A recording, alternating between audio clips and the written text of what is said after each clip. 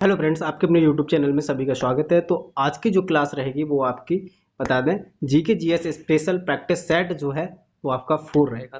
3 तक हो चुके हैं, जिसने भी नहीं देखे हैं वो जाके लिस्ट में देख सकते हैं। बाकी जो बता दें कि कुछ स्टूडेंट नहीं हुए हैं, वो पूछ रहे थे सर ये किसके लिए होगा। तो ये आपको बता दें UP 380 PAT, UP SI, UP police, RO ARO, SSC GD जो अभी होने वाला है फरवरी से मार्च में 2024 में, उसके रिगार्डिंग भी ये आपको हेल्पफुल रहेगा। तो आपका समय ज़्यादा नहीं लेते हुए चलते हैं सीधे आपके प्रैक्टिस क्वेश्चन पर। तो फर्स्ट क्वेश्चन दे रखा है कि आर्थिक समीक्षा 2022-23 में बिग टेंट शब्द का प्रयोग निम्नलिखित में से किसके लिए किया गया है। तो ये आपका फर्स्ट का करेक्ट आंसर हो जाएगा ए, समाज अवसंरचना और रोजगार के लिए।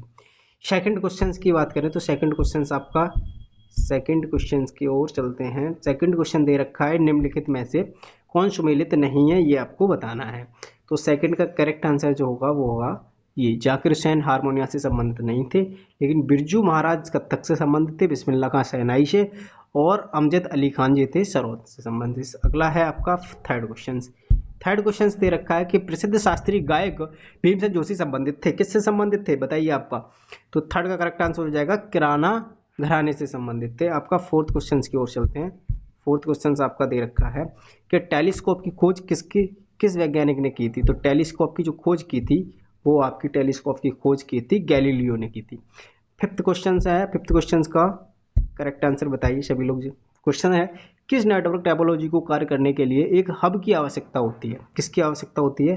एक हब की आवश्यकता होती है, वो बताना है आपको कौन सा होगा। फिफ्थ का करेक्ट आंसर हो जाएगा वो होगा सी, स्टार की आवश्यकता होती है। सिक्स क्वेश्चन की ओर चलते हैं। सिक्स क्वेश्चन सभी लोग बताएंगे, पढ़िएगा। सिक्स क्वेश्चन क्या दे रखा है। कुछ सिक्स क्वेश्चन में दिया है कि विजयनगर के शासक कृष्णदेवराय की कराधान राय व्यवस्था से संबंधित निम्नलिखित कथनों पर विचार कीजिए। कथन दे नंबर 1 दे रखा है कि भूमि की गुणवत्ता के आधार पर भू राजस्व की दर नियत होती थी। सेकंड दे रखा है कारखानों के निजी स्वामी एक औद्योगिक कर देते थे। उपयुक्त कथनों में से कौन सा सही है ये बताना है। फर्स्ट सही है, सेकंड सही है, या दोनों सही है। तो सिक्स का करेक्ट आंसर हो जाएगा सी, फर्स्ट एंड सेकंड दोनों ही सही है। अगला क्वेश्चन की ओर चलते हैं। अगला क्वेश्चन आपका दे रखा है सेवन क्वेश्चन में कहा गया है कि कहाँ पर बिम्स्टेक टेक्नोलॉजी ट्रांसफर फैसिलिटी की स्थापना की गई है। तो सातवें क्वेश्चन का करेक्ट आंसर जो हो जाएगा वो हो जाएगा डी, कोलंबो में की गई है। आठवें क्वेश्चन में उष्णकटिबंधीय आर्द्र सदाबहार वन कहाँ पाए जाते हैं, वो आपको बताना है। बताइए सभी लोग, सभी को पता होना चाहिए ये क्वेश्चन। एट में क्वेश्चन का आंसर हो जाएगा बी, शिलोंग पठार। अगला क्वेश्चन है क्वेश्चन नंबर 9 में दे रखा है कि भारतीय राष्ट्रीय कांग्रेस में राष्ट्रीय शब्द प्रभावित था, किससे प्रभावित था। राष्ट्रीय शब्द जो प्रभावित था वो ब्रिटिश शासन के विरुद्ध प्रतिक्रिया से प्रभावित था। अगला है क्वेश्चन नंबर 10 में कहा गया है कि सेल्यूकस, जिनको अलेक्जेंडर द्वारा सिंध एवं अफगानिस्तान का प्रशासक नियुक्त किया गया था, को भारतीय राजा ने हटाया था। कौन से भारतीय राजा ने हटाया था वो आपको बताना है। तो 10वें का करेक्ट आंसर हो जाएगा वो चंद्रगुप्त, डी करेक्ट आंसर होगा।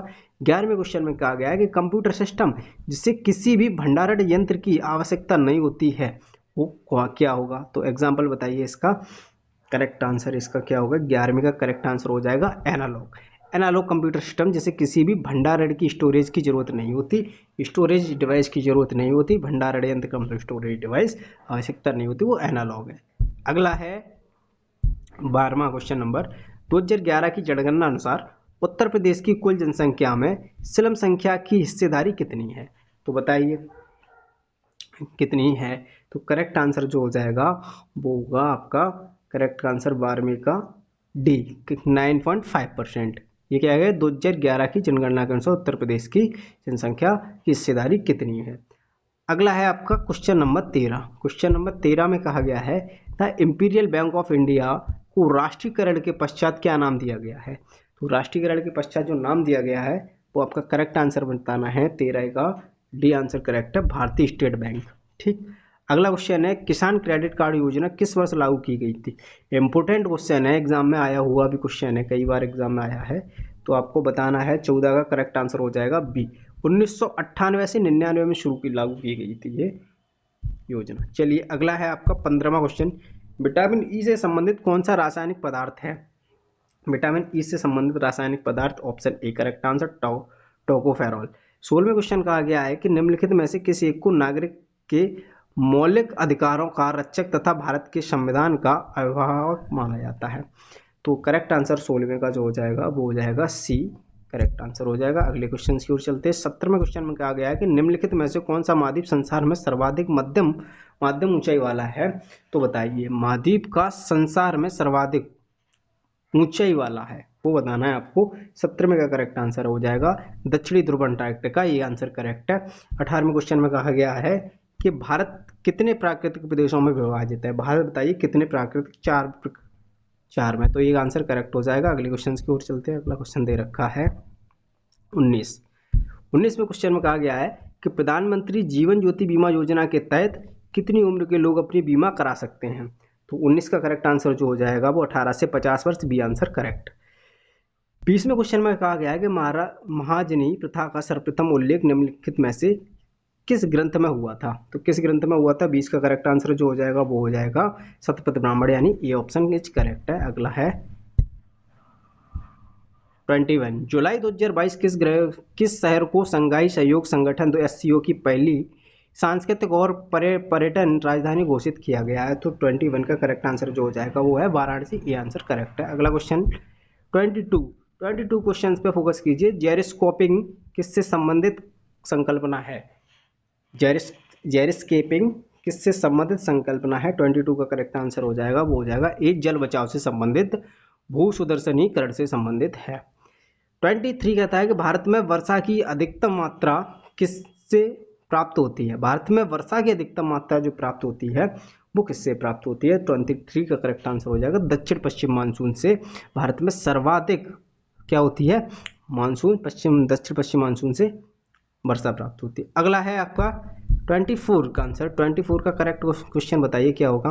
क्वेश्चन में दे रखा है कि कौन सा देश कैस्पियन सागर से सीमा नहीं बनाता। कौन सा देश नहीं बनाता है। 24 का करेक्ट आंसर जो हो जाएगा वो आपका हो जाएगा इराक जो है नहीं बनाता है, सी आंसर करेक्ट है। 25 क्वेश्चन कहता है मैं पूछा है कि उत्तर प्रदेश सरकार के द्वारा जमीन की धोखाधड़ी रोकने हेतु एक यूनिक आईडी नंबर जारी किया गया था। ठीक, ये नंबर जो है कितने अंकों का है ये बताना है। वो डिजिट जो आईडी जारी की गई थी जिससे धोखाधड़ी ना हो जमीन की, वो आईडी जारी की गई थी, उस आईडी का नंबर कितना है, वो कितने डिजिट का नंबर है, ये आपसे पूछा गया क्वेश्चन है। 25 का करेक्ट आंसर हो जाएगा डी। 16 नंबर की आईडी थी, कितने नंबर की, 16 डिजिट की। अगला क्वेश्चन है 26 में क्या गया है कि कौशल और उद्यमिता विकास राज्य मंत्री धर्मेंद्र प्रधान ने उत्तर प्रदेश के किस स्थान पर विशेष शिक्षा क्षेत्र बनाने की घोषणा की गई है, ये आपको बताना है। 26 का करेक्ट आंसर जो हो जाएगा होगा गोरखपुर, बी आंसर करेक्ट हो जाएगा। 27वें क्वेश्चन में 40वें भारतीय अंतर्राष्ट्रीय व्यापार मेले में किस राज्य ने स्वर्ण पदक जीता है। तो आपका इसका करेक्ट आंसर हो जाएगा बिहार ने, ये आंसर करेक्ट है। चलो बिहार तो एक इसी में तो आगे है। चलिए अगला 28वां क्वेश्चन है। असम राज्य सरकार ने राज्य का सर्वोच्च नागरिक सम्मान असम वैभव निम्नलिखित में से किसे प्रदान किया गया है। तो करेक्ट आंसर 28वें का हो जाएगा रतन टाटा, ये आंसर करेक्ट है। अगला क्वेश्चन 19वें क्वेश्चन की ओर चलते हैं। 19वें क्वेश्चन में दे रखा है कोविड-19 के लिए दुनिया की पहली डीएनए वैक्सीन ZY-COVID को किस कंपनी ने विकसित किया है। तो इस किसने विकसित किया है। 29 का जो करेक्ट आंसर हो जाएगा वो हो जाएगा जाइडस कैडिला। ठीक, अगले क्वेश्चन की ओर चलते हैं। अगला क्वेश्चन 30वां क्वेश्चन दे रखा है। 30वें क्वेश्चन में कहा गया है कि कौन सा राज्य अपना स्वयं का इंटरनेट की सेवा प्रारंभ करने वाला देश का पहला राज्य बन गया है।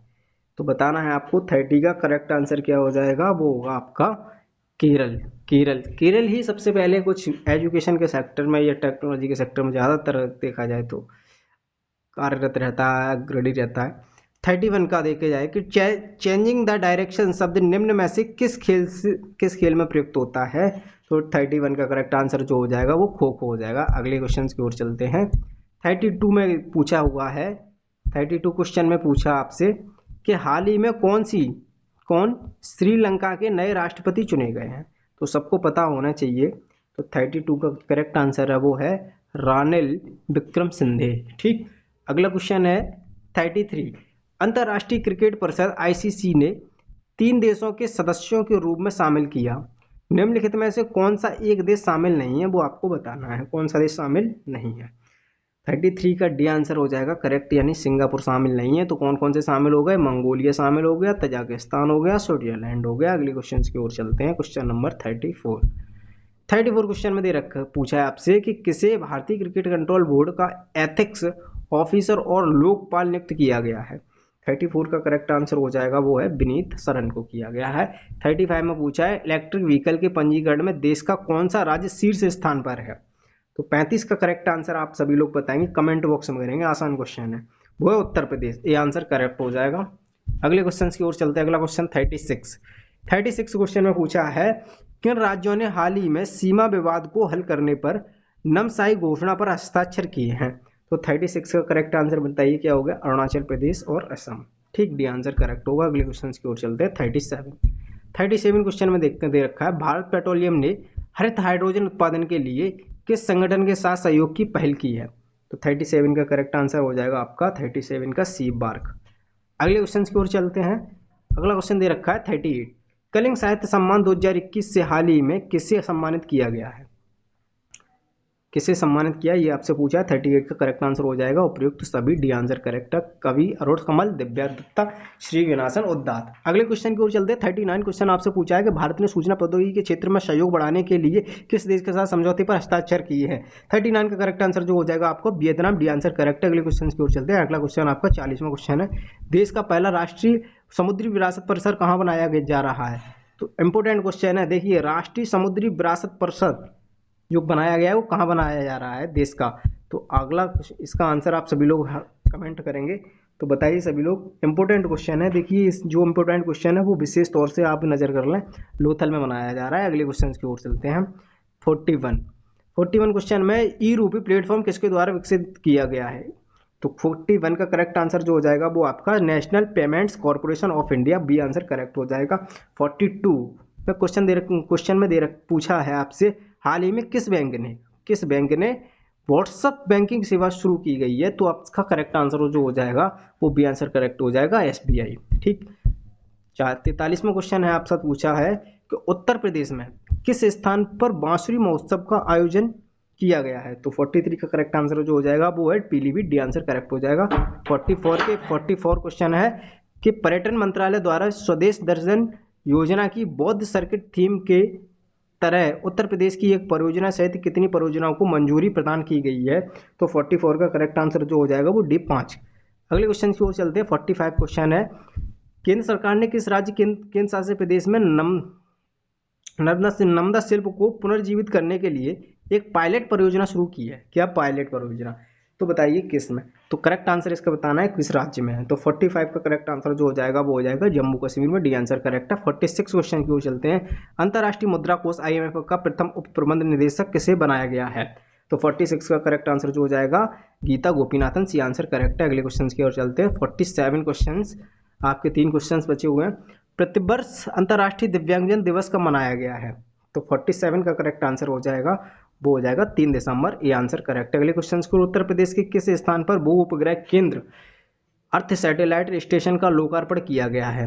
तो 48 का करेक्ट आंसर हो जाएगा गोरखपुर, ये आंसर करेक्ट है। अगले क्वेश्चन को चलते हैं। 49 वेतन दर सूचकांक की नई श्रृंखला का आधार वर्ष क्या है। 49 का करेक्ट आंसर जो हो जाएगा वो हो जाएगा D 2016, वर्ष 2016, डी आंसर करेक्ट है।